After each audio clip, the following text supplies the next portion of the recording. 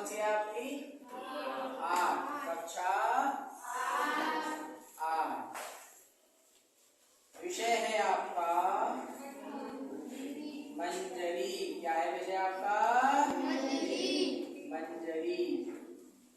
मंजरी का मतलब तुम्हारी हिंदी की किताब का नाम है मंजरी। बोर्ड कौन सा है हमारा? UP board. कौन सा है बोर्ड आपका? UP board. पाठ कौन सा है आपका?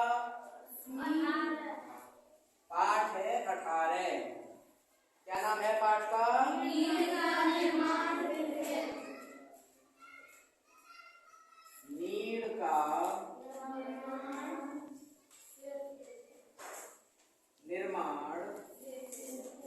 फिर। तो मैंने दो लगा दिया, इसका मतलब है फिर दो बार है।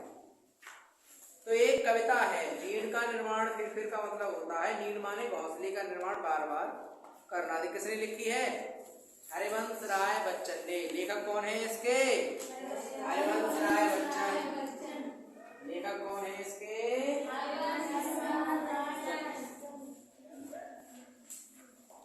ये सब आप अपनी कॉपी पे नोट करते जाएंगे, ठीक है? हरिवंश राय बच्चन, ये अमिताभ बच्चन का तो नाम सबने सुना होगा, उन्हीं के पिताजी थे। तो उन्होंने बहुत अच्छी कविता लिखी है। तो आज हम इसको पूरा पढ़ेंगे अर्थ के साथ। किसके साथ पढ़ेंगे? अर्थ के साथ। तो कविता पढ़ेंगे और साथ में उसका अर्थ समझेंगे और ये देखेंगे कविता लिखी क्यों गई है। प्रस्तुत कविता में कवि ने जीवन का उल्लास और उत्साह छलक रहा है। इसमें कवि ने जीवन की कठिनाइयों से लड़ने और सब कुछ नष्ट हो जाने पर भी, यानी जीवन में सब कुछ तुम्हारा नष्ट हो जाए, सब कुछ खत्म हो जाए आपके जीवन में, फिर भी फिर से नया निर्माण करने की प्रेरणा दी है। तो इस कविता में कवि ने क्या बताया है? इस कविता में कवि ने बताया है कि आपके जीवन में, आपका जीवन पूरी तरह से सब कुछ खत्म हो जाए आपके जीवन में, तो भी फिर से एक बार नई शुरुआत करना। तो पढ़ते हैं कविता। नीड़ का निर्माण फिर नेह का आह्वान फिर वह उठी आंधी की नभ में, छा गया सहसा अंधेरा, धूल धूसर बादलों ने भूमि को इस भांति घेरा, रात सा दिन हो गया फिर रात आई और काली, लग रहा था अब न होगा इस निशा का फिर सवेरा, रात के उत्पात वैसे भीत जंजन भीत कड़कड़, और किंतु प्राची से उषा की मोहिनी मुस्कान फिर नीड़ का निर्माण फिर नेह का आह्वान फिर। तो कवि क्या कहता है इस कविता में? अब ये पहली इसकी कड़ी कविता की समझेंगे। नीड़ का निर्माण फिर दो पक्षियों से कहता है कि ये पक्षी नीड़ यानी घोंसले का तो निर्माण दोबारा कर ले, और नेह का आह्वान फिर और बार बार प्रेम को बुलाओ, यानी प्रेम का आह्वान बार बार करो, फिर से प्रेम का आह्वान कर लो। वह उठी आंधी की नभ में। नभ यानी क्या होता है? तो आप साथ साथ इसके लिखते जाएंगे, क्या शब्दार्थ लिखते जाएंगे। नभ माने क्या होता है? आकाश। क्या होता है? आकाश। तो ये कह रहे हैं कि वह उठी आंधी, यानी आंधी एकदम चलने लग गई। नभ में यानी आकाश में एकदम से आंधी चलने लग गई। छा गया सहसा अंधेरा, और जब आंधी चली तो एकदम से क्या हो गया? अंधेरा छा गया। धूल धूसर बादलों ने। धूल धूसर होता है धूल से युक्त, यानी जब आंधी चलती है तो धुंध हो जाते हैं कि नहीं, उसे बोल रहा है धूल से युक्त बादलों ने। किसने? बादल ने क्या किया? भूमि को इस भांति घेरा। भूमि माने क्या होती है बेटा? जमीन, धरती। भूमि माने क्या होती है? धरती, जमीन। धरती, जमीन, इसे बोलते हैं भूमि। भूमि को इस भांति घेरा। भूमि को ऐसे घेर लिया। कैसे घेर लिया? रात सा दिन हो गया, यानी दिन कैसा हो गया? रात सा हो गया, यानी जैसे रात हो जाती है ऐसे ही क्या हो गया? दिन हो गया। फिर रात आई और काली।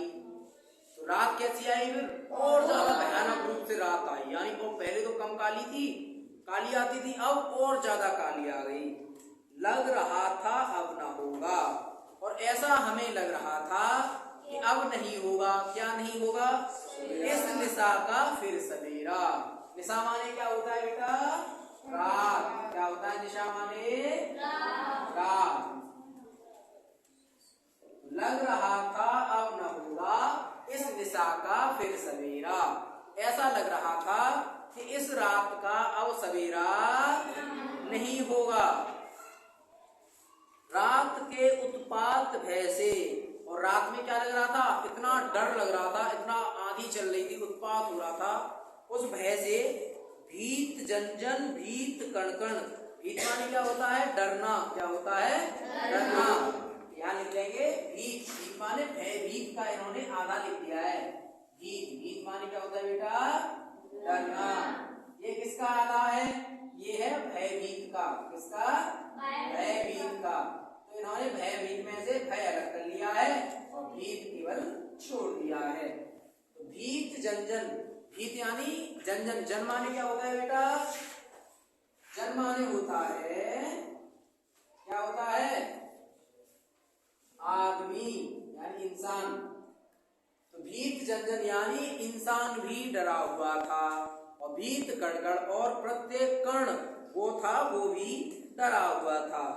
किंतु प्राची से उषा की, ये क्या कह रहा है? किंतु प्राची से उषा की। प्राची माने क्या होता है बेटा? प्राची माने होता है पूर्व। शाबाश। प्राची माने क्या होता है? पूर्व दिशा। कौन सी दिशा होती है? पूर्व। प्राची माने पूर्व दिशा, या केवल तुम क्या कह सकते हो? पूर्व कह सकते हो। क्या कह सकते हो बेटा? पूर्व कह सकते हो, पूर्व दिशा। किंतु प्राची से उषा की। उषा यानी क्या होता है? सवेरा। उषा माने क्या होता है बेटा? सवेरा। किंतु प्राची से उषा की मोहिनी मुस्कान फिर। प्राची यानी पूर्व से, उषा यानी सुबह की, मुस्कान यानी सुबह निकल आई, सूरज निकल आया। फिर कह रहे हैं कि नींद का निर्माण फिर नेह का आह्वान फिर। ये कह रहे हैं हे पक्षी, तू घोंसला अब क्या कर ले? दोबारा बना ले, और दोबारा अपने प्रेम को बुला ले, प्रेम का भी दोबारा आह्वान कर। वह चले झोंके की कांपे। वह चले झोंके। झोंके क्या होता है? आंधी जब चलती है तो हवाओं के क्या आते हैं? झोंके आते हैं। तो ऐसे झोंके चले कि कांपे। क्या कांपे? भीम कायावान भूधर। भूधर माने क्या होता है बेटा? भीम माने क्या होता है? भीम कायावान। भीम कायावान का मतलब क्या है बेटा? हाँ बिल्कुल, भीम कायावान मतलब होता है विशाल आकार। क्या होता है? विशाल आकार। और भूधर माने क्या होता है बेटा? हाँ बिल्कुल सही, भूधर माने होता है पहाड़। तो ये कह रहे हैं कि भीम कायावान यानी भीम जैसी काया वाले, वही थे पांडवों के भाई भीम, उन जैसी काया वाले यानी विशाल काया वाले। भूधर यानी पहाड़ क्या हो गए? कांपने लग गए। भीम कायावान भूधर जड़ समेत उखड़ पुखड़ कर। और जड़ समेत क्या हो गए? उखड़ पुखड़ गए। कौन उखड़ पुखड़ गए? पेड़ गिर पड़े टूटे बिटप पर, और तिनके उनका पूरा टूट के गिर गया। हाय तिनकों से विनिर्मित घोंसलों पर क्या न बीती। अब वो घोंसलों की जिक्र कर रहे हैं कि बताओ जब ऐसा ऐसा हो रहा है तो किसी पक्षी ने कोई घोंसला बनाया होगा, तो उस घोंसले पर क्या बीती होगी? वो तो तिनकों का ही था। यहाँ तो इतने विशाल विशाल कंकड़ और ये सब उड़े जा रहे हैं, और छोटा सा घोंसले पर क्या बीती होगी? तो हाय तिनकों से विनिर्मित घोंसलों पर क्या न बीती। डगमगाए जबकि कंकड़। डगमगाए यानी हिल गए। क्या हिल गए? कंकड़ हिल गए। ईंट पत्थर के महल घर। यहाँ पे घर करो बेटा, पर की जगह क्या कर लो बेटा, घर। घर कर लो पर की जगह पे, ये पर लिखा हुआ है तो पर की जगह पे आप क्या कर लेंगे सब लोग, ये मिसप्रिंट हो गया है, पर की जगह कर लेंगे घर। तो ये कह रहे हैं कि ईंट पत्थर के महल घर। और क्या हो गए, कौन कौन डगमगा गए, कंकड़ भी डगमगा गए और ईंट पत्थर के महल जो बने हुए थे, घर जो बने हुए थे वो क्या हुए, डगमगा गए। किस जगह, बोल आशा के विहंगम। विहंगम माने क्या होता है बेटा, पक्षी। क्या होता है, पक्षी। तो ये कह रहे हैं बोल आशा के विहंगम। विहंगम माने क्या होता है बेटा, पक्षी। विहंगम माने पक्षी। तो ये कह रहे हैं आशा के विहंगम, यानी ए पक्षी तू ये बता, क्या बता, किस जगह पर तू छिपा था। यानी पक्षी से सवाल कर रहे हैं कि तू ये बता क्या आशा मन में लेके और किस जगह पर छिपा हुआ था। जो गगन पर चढ़ उठाता, जो गगन, यानी गगन माने क्या होता है बेटा, हाँ बिल्कुल सही, आसमान यानी आकाश। गगन माने क्या होता है, आकाश। तो कह रहे हैं जो गगन पर चढ़ उठाता, जो गगन पर क्या चढ़ के क्या उठाता था, गर्व से निज बच्च फिर। गर्व, गर्व यानी घमंड से, इससे गर्व माने होता है घमंड से।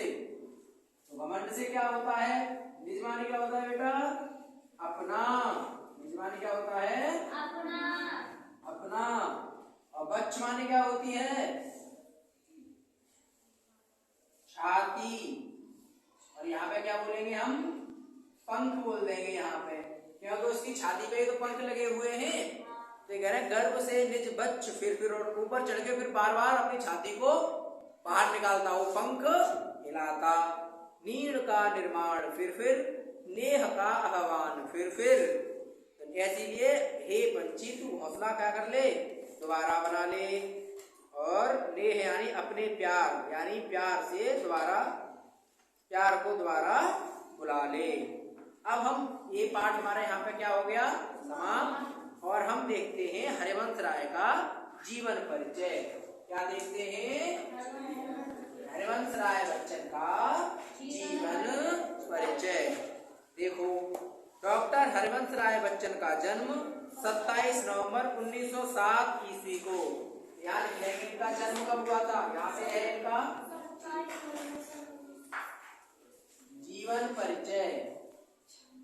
जीवन परिचय में क्या है, इनका जन्म कब हुआ था, 27 नवंबर 1907 ईस्वी को। ईस्वी कहाँ पे हुआ था, इलाहाबाद में। कहाँ पे हुआ था, ईस्वी को इलाहाबाद, वर्तमान प्रयागराज में हुआ। तो कहाँ पे हुआ इनका, तो ये हो गया स्थान। क्या हो गया ये, स्थान। स्थान कहाँ पे हुआ, इलाहाबाद में। और वर्तमान में क्या बोलते हैं इसे, प्रयागराज बोलते हैं। अब इसका नाम क्या हो गया है, प्रयागराज हो गया है।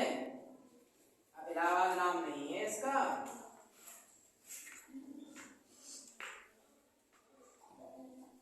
इनकी रचनाओं में मधुशाला। अब इनकी रचनाएं, अब क्या देखेंगे बेटा, इनकी रचनाएं। इन्होंने रचनाएं क्या क्या लिखी थी, इन्होंने क्या चीज, रचनाएं कौन कौन सी की थी, तो यहाँ लिख लेंगे रचनाएं। रचनाएं इन्होंने की थी, पहला की थी मधुशाला। मधुशाला क्या होती है जानते हो, शराब खाने को बोलते हैं मधुशाला। मधुशाला बहुत अच्छी करता है। और दूसरा है मधु कलश। दूसरा कौन सा है बेटा, मधु कलश। मधु कलश का मतलब होता है शराब का कलश। तीसरी है बेटा निशा निमंत्रण। तीसरी क्या है बच्चे, निशा निमंत्रण। सब लोग लिखते जाएंगे, लिख रहे हैं सब लोग। निशान सुनूंगा मैं सबसे। दिशा निमंत्रण, एकांत संगीत, सतरंगिणी। और कौन सी लिखी है? एकांत संगीत। एकांत संगीत। और लिखी है इन्होंने सतरंगिणी। सतरंगिणी। और कौन सी लिखी है बेटा? क्या भूलूं क्या याद करूं। और कौन सी लिखी है? क्या भूलूं क्या याद करूं। क्या भूलूं क्या याद करूं। क्या याद करूं आदि। आज का मतलब है और भी इन्होंने बहुत सारी कविताएं लिखी हैं। लेकिन ये क्या है? ये प्रमुख कविताएं हैं इनकी। क्या है ये बच्चे? प्रमुख कविताएं हैं। इनका निधन 28 जनवरी सन 2003 ईस्वी को मुंबई में हो गया। अब इनका निधन कब हुआ बेटा? 18 जनवरी सन 2003। निधन हुआ इनका 18 जनवरी सन 1903। 19 सन की बेटा, सन 2003 ईस्वी को। कहाँ पे? मुंबई में। पहले बोलते थे मुंबई। तो यहाँ पे ही आपका पाठ खत्म समाप्त होता है।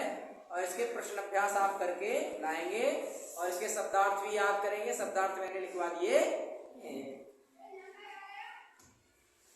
मिलते हैं अगली क्लास में।